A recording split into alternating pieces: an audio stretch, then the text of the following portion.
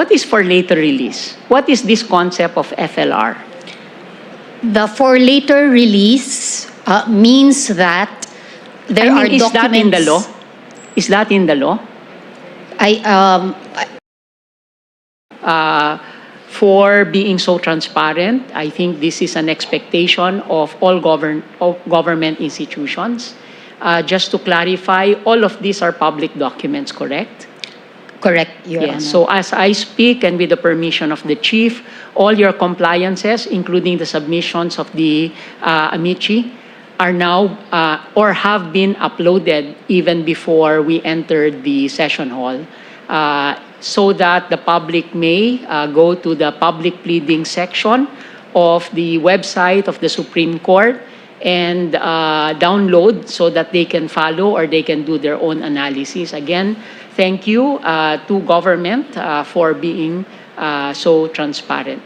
But unfortunately, some of us lacked time. From Friday to today, my team has been working overtime together with me to do a full analysis, and we are going to ask very specific questions, sampling on the data that you have provided. But I am sure that my colleagues will go further than where I will go. First, let's look at the procedure for the release of the SARO. You submitted in Annex K of your compliance a document entitled The General Process Flow on the Release of Unprogrammed Funds from the Unprogrammed Appropriations, correct? Yes, Your Honor. Yes. However, in paragraph 2.2 of your submission, there is mention of the general funding sources for 3 categories. This is from your presentation, so we are projecting your Annex K. There are 3 categories: budget support for GOCC or BSGC, loan proceeds of foreign assisted projects or FAPs, and others not in the prior 2 categories. So we are showing paragraph 2.2 of Annex K.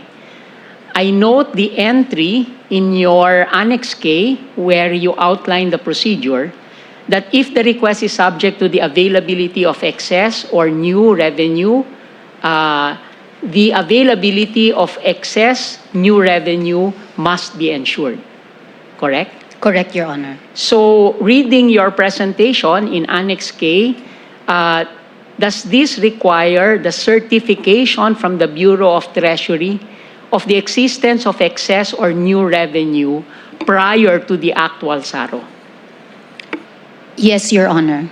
So, you confirm that for every SARO, there must be prior to that a corresponding certification by the Bureau of Treasury, correct? Yes, Your Honor. And just to clarify, did you submit on behalf of your clients all the corresponding Bureau of Treasury certifications for the SAROs of 2024 and 2025? It is my understanding, Your Honor, that they submitted, and also in our briefing, the certifications from the Bureau of Treasury, although not corresponding to specific dates, but they have a system of asking for certification on the available funds, and therefore they will know, they will have the information if they could already issue a SARO.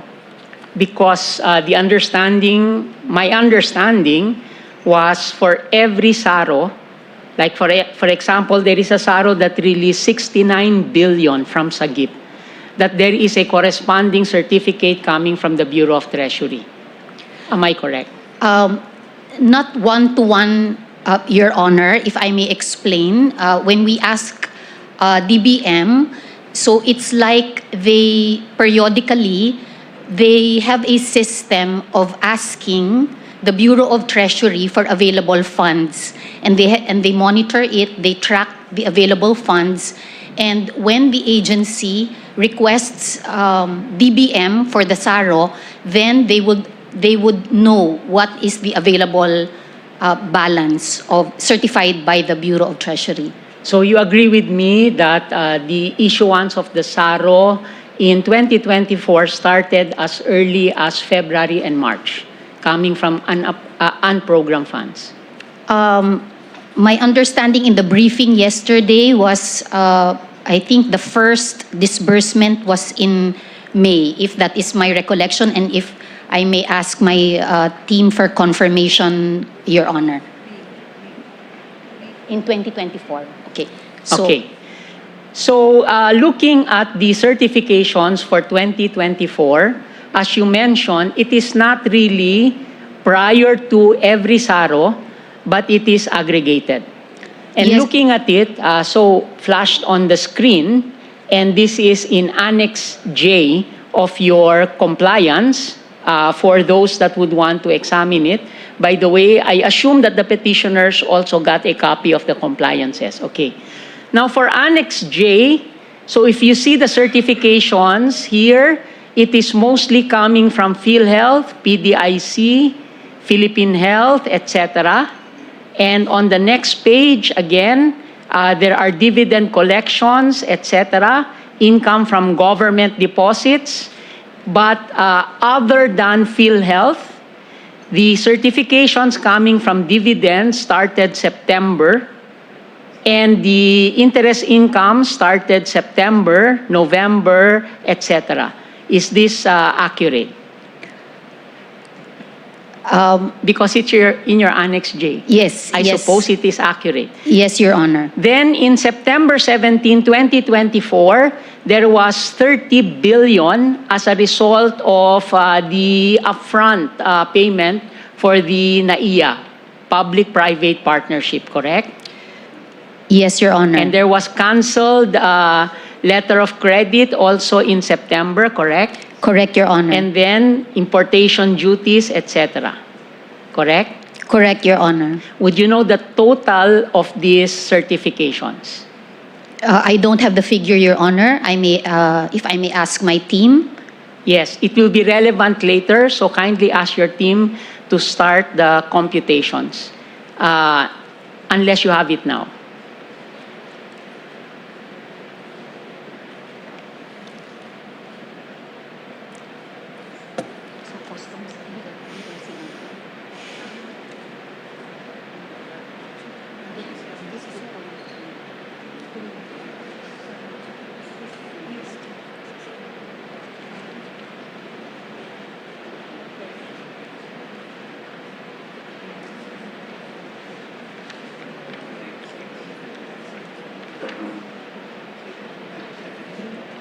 $377 billion.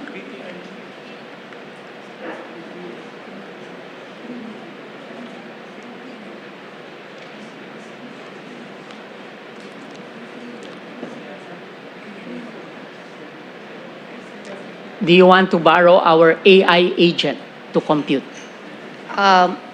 Your Honor, thank you for the patience.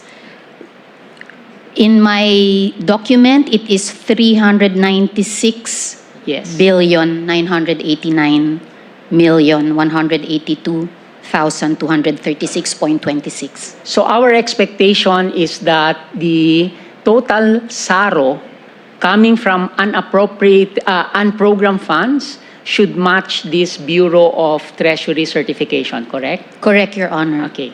We will see that later. But I noticed in the 2024 submissions, most of the certifications were from PhilHealth and PDIC under paragraph D, correct? That is correct, Your Honor. And so that's why also DBM was telling us when they were briefing about the 2025 and 2026 that those will not be found. Okay. Now, for 2025, it is a bit different because your submission is shorter. In other words, I only see 1, 2, 3 certifications. One in November 3, the second November 18, and the last one November 18. Am I correct?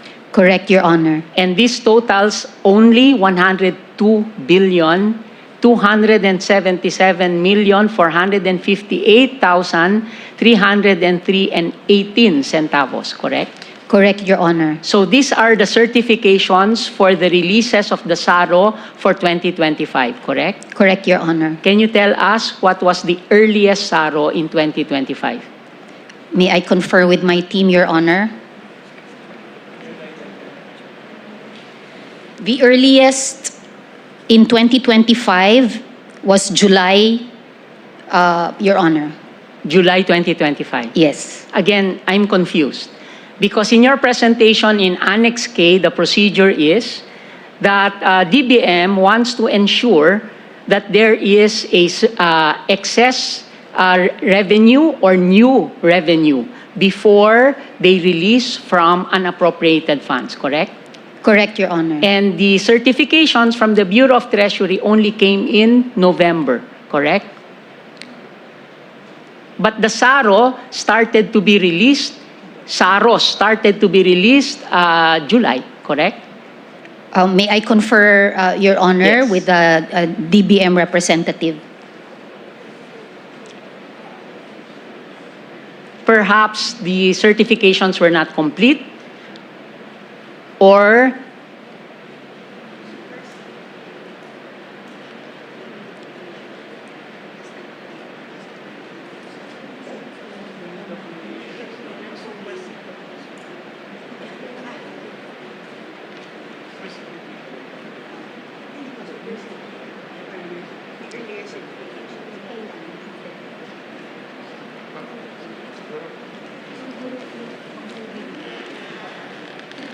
Your Honor, if we may suggest to ask the DBM representative to explain the detail, if it pleases the court. what do you mean in detail? The DBM representative is explaining that there was a certificate issued and that there was a superseded certification. Okay. Can you ask her to take the podium? Thank you, Your Honor. Next to you. Next week. No, I- next to you. Okay. So you can advise her in case she violates her right against self-incrimination. Please go ahead. Can you introduce yourself and your position? Your Honors, I am Attorney Andrea Celine Magtalas.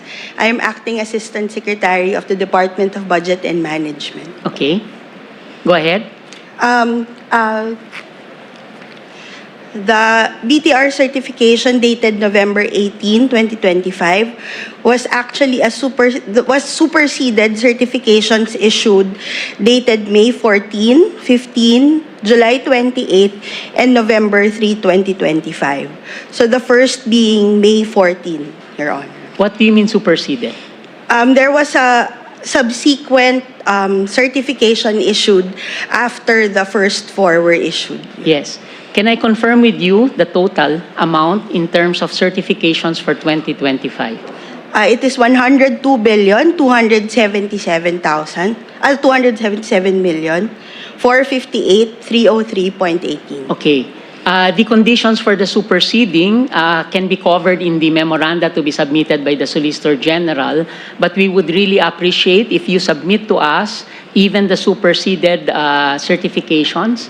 But I do note that the total of the certifications for the new or excess is 102 billion, correct? Yes, Your Honor. For 2025, correct? Yes, Your Honor. Yes. And for 2025, it is only non-tax revenues, correct? Yes, Your Honor. Because in 2024, it was both tax and non-tax, correct? Yes, Your Honor. And in 2024, this was unique because ever since the beginning of time, but let me just say, from 2000, which is what we studied, it has always been non-tax revenues, correct? Yes, Your Only Honor. in 2024, there was an addition of tax revenues.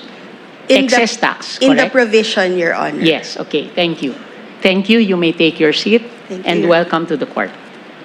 So again, let us look at the triggers in the 2024 and 2025 General Appropriations Act. It does say that there must be some assurance that there is excess revenues. Okay, so Solgen, have this been followed? Yes, Your Honor, by virtue of the process of asking the Bureau of Treasury for the certification. Okay.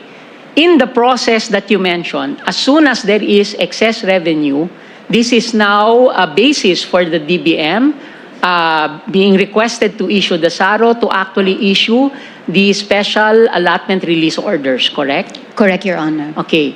Is there anything in the procedure which tells DBM that the excess revenue should be first spent for programmed appropriations rather than unprogrammed appropriations?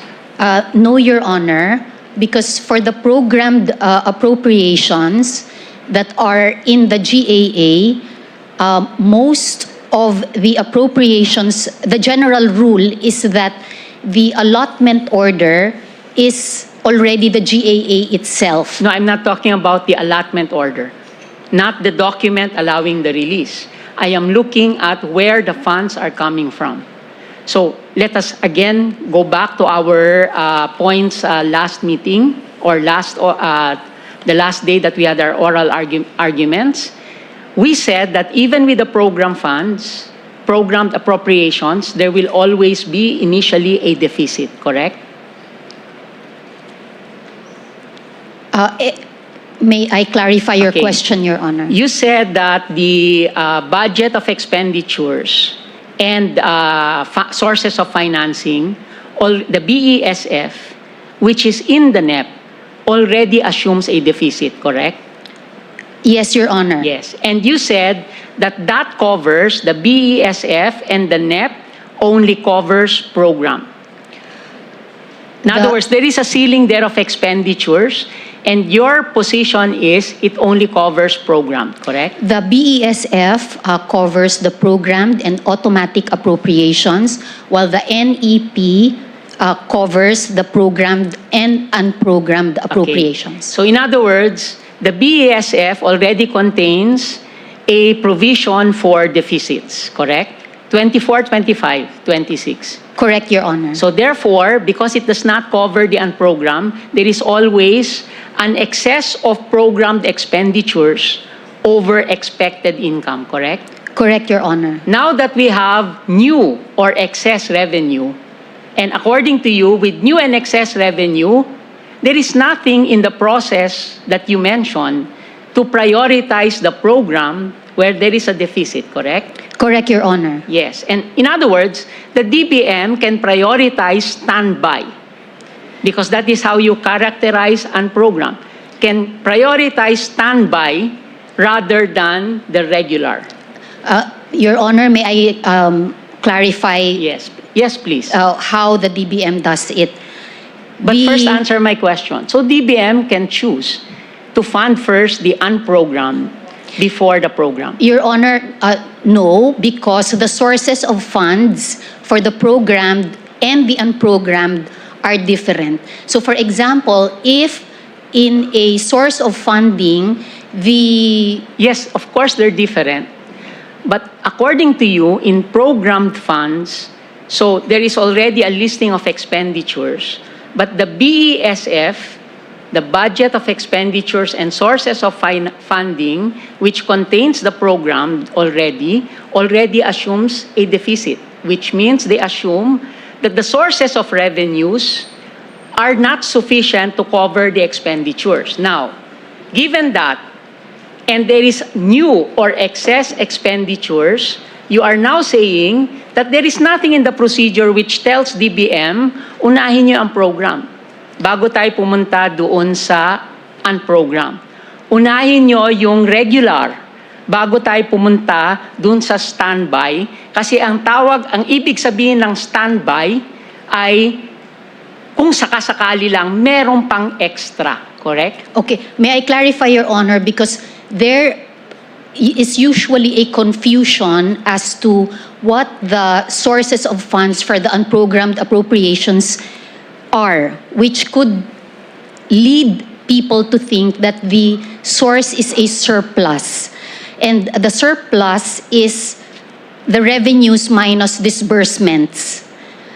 The sources of funds for the unprogrammed appropriations is not a surplus. It is the excess in the total revenue that has been committed in the BESF or in any of the item which is statutorily provided in the GAA? I think you need to clarify that more in your memoranda. I did not get the sense, but it is very simple. There is a deficit, so all the funding that are projected by DBM and accepted by Congress is insufficient to fund expenditures. Then later on, the Bureau of Treasury says, hey, there is excess revenue. And the excess revenue, according to you, can go to unprogrammed because in your Annex K, which outlines the procedure, there is nothing there which says that the DBM should first check the priorities of the President and Congress as shown in the GAA because they are saying programmed is programmed, unprogrammed is unprogrammed, and therefore it should go there first. But let's move. So that we do not spend more time. I'm sure that my colleagues will have more pointed questions relating to that. Now, what is for later release? What is this concept of FLR? The for later release means that there are is documents. that in the law? Is that in the law? Maybe not in the law, and my team can correct me, but I think that this is in the regulations of the DBM. In the regulations of DBM, okay. Last session, we were enlightened that the entire GAA, at least the program section, is already the authorization, correct? In most, that is the general Yes. rule, Your Honor, because for example, in 2024, I remember that the figure that the GAA was already the allotment order covered like 85% of the programmed appropriations. So, in other words, for later release refers to certain items where there are conditions that need to be met before it is funded, correct? Correct, Your Honor. Yes, but if there is no condition, then it cannot be for later release because that is already authorization, correct? Correct, Your Honor. And because there is a deficit, in other words, there is extra, there is insufficiency of the revenue being projected, then therefore there will be a time that there can be new revenues or excess revenues. And because most of it are not for later release, then these extra revenues should be used for program, correct? Your Honor, so when the DBM tracks the sources of funding for the programmed appropriations, so each source of financing will have a target. So let's say 1 billion from the GOCCs. If that is the target that was approved, if the GOCCs will yield a 1.2 billion in dividends, then the 0.2 billion will be tracked by the Bureau of Treasury as an excess. Okay. So in other words, well, let's move on. What are earmarked funds?